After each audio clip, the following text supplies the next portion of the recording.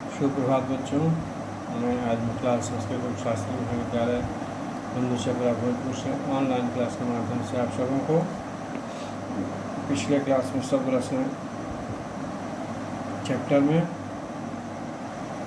शब्द भेद में तत्सम तद्भव देशज विदेशी शब्द के बारे में आप लोगों को बताया गया था। आज हम उससे आगे रचना अथवा बनावट के अनुसार शब्दों का वर्गीकरण और उससे आगे शब्द रचना में मूल शब्द और उपसर्ग ये सब के बारे में जानकारी देंगे। तो सबसे पहले रचना अथवा बनावट के अनुसार शब्दों का वर्गीकरण हम लोग देखें कि शब्द कैसे बनता है और शब्द को शब्दांश किसे कहते हैं। तो शब्दों अथवा वर्णों के मेल से नए शब्द बनाने की प्रक्रिया को रचना या बनावट कहते हैं। और कई वर्णों को मिलाने से शब्द बनता है, जैसा कि हम लोग जानते हैं। और शब्द के खंड को शब्दांश कहते हैं। जैसे राम में शब्द के दो खंड हैं, रा और म। अब इन अलग अलग शब्दांशों का कोई अर्थ नहीं है। अब इसके विपरीत कुछ ऐसे शब्द भी हैं जिनके दोनों खंड सार्थक होते हैं। जैसे विद्यालय, इस शब्द के दो अंश हैं, विद्या और आलय, दोनों के अलग अलग अर्थ हैं। इस प्रकार बनावट के विचार से शब्द के प्रकार जो है वो तीन होते हैं, तीन प्रकार के होते हैं। उनको रूढ़, यौगिक और तीसरा योग रूढ़। अब है कि रूढ़ किसे कहते हैं, रूढ़ शब्द किसे कहते हैं। तो जिन शब्दों के सार्थक खंड न हो उन्हें रूढ़ कहते हैं। जैसे नाक, कान, पीला इत्यादि। और यहाँ प्रत्येक शब्द के खंड जैसे ना और का और न, ये सब पी और ला, सब अर्थहीन है। और रूढ़ के बाद है यौगिक, यौगिक शब्द। तो यह किसे कहते हैं। तो ऐसे शब्द जो दो शब्दों के मेल से बनते हैं और जिनके खंड सार्थक होते हैं, ये यौगिक कहलाते हैं। दो या दो से अधिक रूढ़ शब्दों के योग से यौगिक शब्द बनते हैं। जैसे आग बबूला, पीला धन, दूध वाला, छल छंद इत्यादि। यहाँ प्रत्येक शब्द के दो खंड हैं और दोनों खंड जो है वह सार्थक है। अब एक तीसरा यही में है, सबसे अंत में योग रूढ़ आता। तो योग रूढ़ किसे कहते हैं भाई। तो ऐसे शब्द जो यौगिक तो होते हैं और अर्थ के विचार से अपने सामान्य अर्थ को छोड़ किसी परंपरा से विशेष अर्थ के परिचायक हैं, वे योग रूढ़ कहलाते हैं। मतलब यह है कि यौगिक शब्द जब अपने सामान्य अर्थ को छोड़कर विशेष अर्थ बताने लगे तब वे योग रूढ़ कहलाते हैं। जैसे लंबोदर, पंकज, चक्रपाणी, जलज इत्यादि। पंख जोड़ जो का अर्थ है कीचड़ से या में उत्पन्न, और इसमें केवल कमल का अर्थ लिया जाएगा, अतः पंकज जो है योग रूढ़ है। इसी तरह सब शब्द हैं। अब हम लोग आगे देखेंगे शब्द रचना।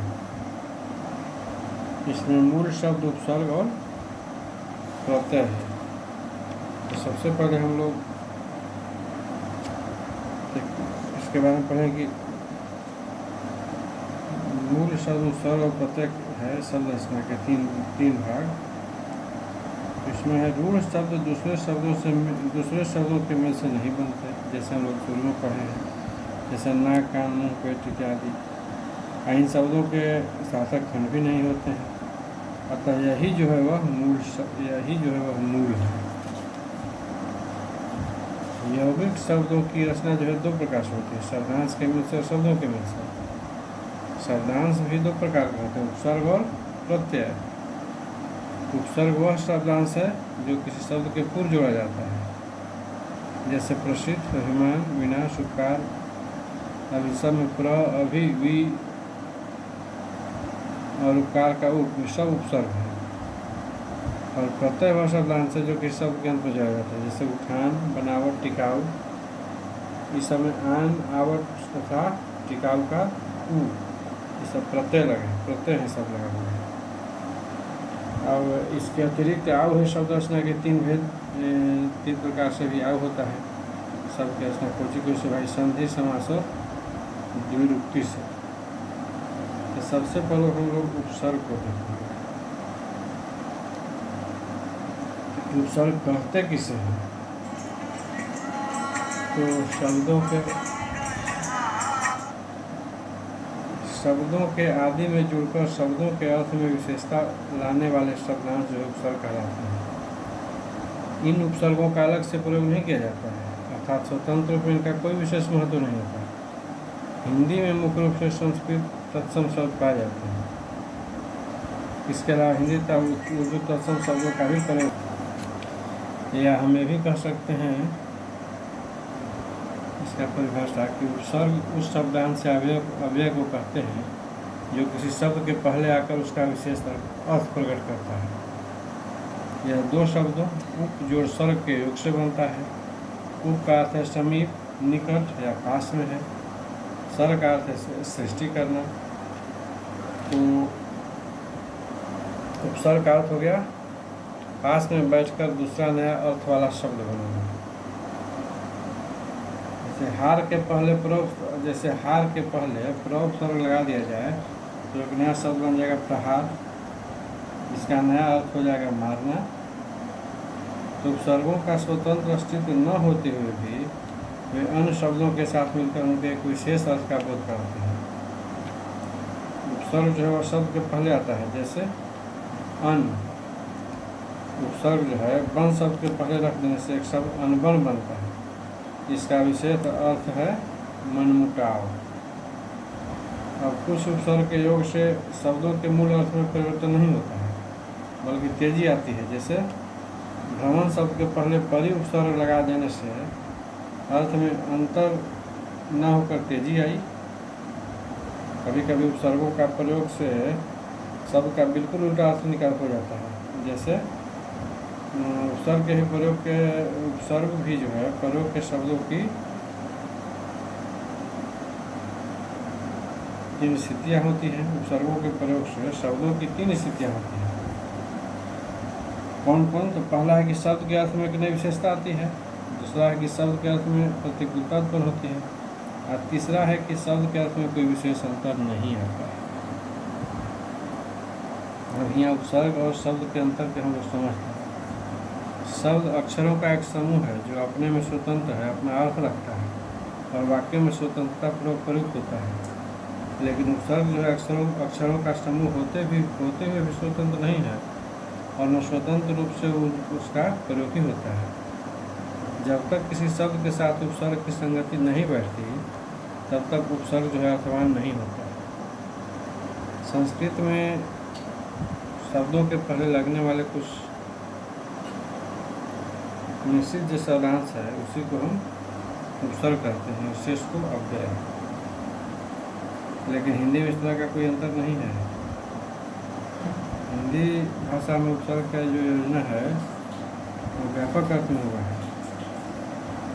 इसका संख्या, उपसर्ग की संख्या क्या है? तो संस्कृत के उपसर्ग जो है वह 19 संस्कृत में माना जाता है। हिंदी में है उपसर्ग 10 और उर्दू उपसर्ग है 12। जैसे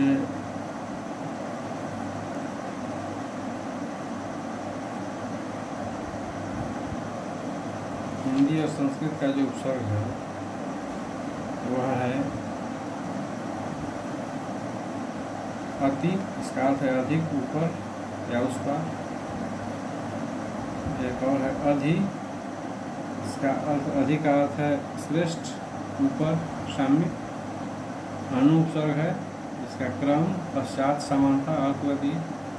अप उपसर्ग है जिसका अर्थ है लघुता, हीनता, अभाव, विरुद्ध। इसी प्रकार अभी उपसर्ग है जिसका अर्थ है सामीप्य, अधिक, और, इच्छा प्रकट करना। इस प्रकार है उपसर्ग का अर्थ होगा हीनता, अनादर, पतन। इस प्रकार आ उपसर्ग है जिसका अर्थ है सीमा और समय, कमी, विपरीत। इसी प्रकार उत उपसर्ग है, इसका अर्थ होगा ऊपर या उत्कर्ष। इसी प्रकार उपसर्ग है उप जिसका अर्थ होगा निकटता, सदृश, गौण, सहायक, हीनता लगाने से बनेगा। इसी प्रकार है दुर्दुष, इसका अर्थ बनेगा बुरा, कठिन, दुष्ट, हीन। इसी प्रकार है उपसर्ग नी, नीर, निस, परा, परि,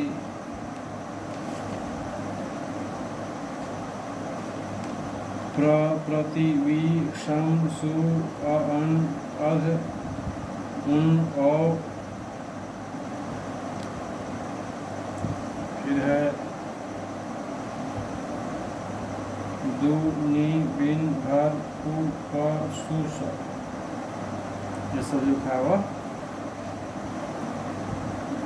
हिंदी और संस्कृत उपसर्ग था।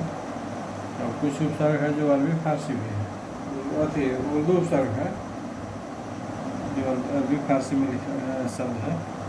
इस उपसर्ग है अल, अर्थ है निश्चित, कम उपसर्ग है अर्थहीन, थोड़ा। कुछ उपसर्ग है अर्थ है श्रेष्ठा के अर्थ में।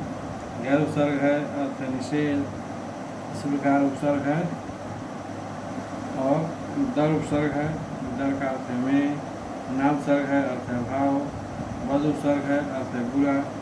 उपसर्ग है बल, अर्थ है ऊपर, पर, बाहर। उपसर्ग है बिल, अर्थ है साथ। उपसर्ग है बे, अर्थ है इसका बिना। उपसर्ग है ला, इसका अर्थ है बिन, इसका भी अर्थ है बिना।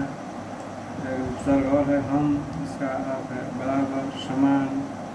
इसका शब्द रूप बनाइएगा, हम का तो होगा हमदर्दी, हम पेशा इत्यादि।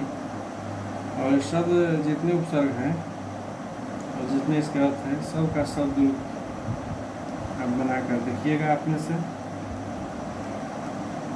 जैसे हम का हम बनाए, हम का शब्द रूप है हमदर्दी, हम पेशा। दर का है दरकार, दरमियान इत्यादि। ना का है नापसंद, नामुमकिन, नाराज, नालायक, नादान इत्यादि। इसी प्रकार सब का प्र का है प्रकाश, प्रख्यात, प्रचार, प्रबल, प्रभु, प्रयोग, प्रगति, प्रसार। प्रति का है प्रतिक्षण, प्रतिध्वनि, प्रतिनिधि, प्रतिकार, प्रत्येक, प्रतिदान, प्रतिकूल इत्यादि। इसी प्रकार जितने उपसर्ग बताए गए हैं